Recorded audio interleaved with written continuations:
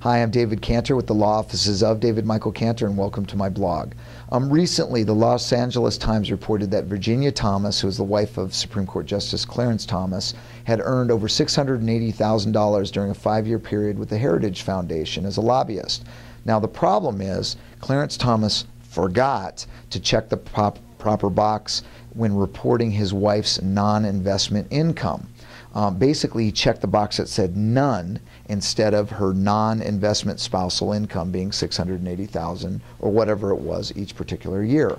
Now, the group Common Cause has stated that federal judges are bound to disclose the source of the income of their spouses. And this was Stephen Gillers, who's a professor at NYU School of Law.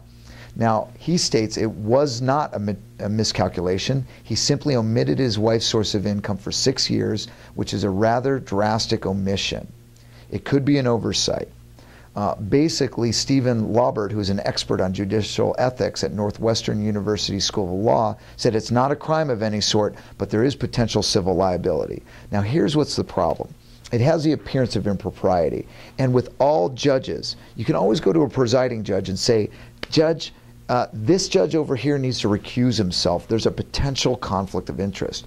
But with the U.S. Supreme Court, the only person who can determine whether or not a judge should recuse himself is that judge. So only Clarence Thomas can say, you know, I think there might be a conflict of interest here, being that my wife lobbies for the Heritage Foundation and they've lobbied on this particular issue, and I'm about to hear that case. I believe that's a problem, but that's what I think. Tell me what you think.